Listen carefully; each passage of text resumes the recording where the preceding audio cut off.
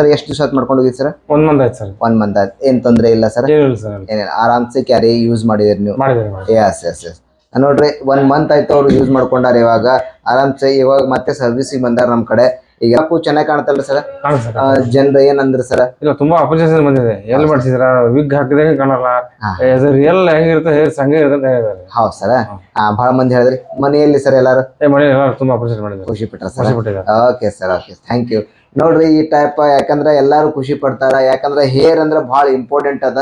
ಯಾಕಂದ್ರೆ ರೊಕ್ಕ ರೂಪಾಯಿ ಯಾರು ನೋಡಂಗಿಲ್ಲ.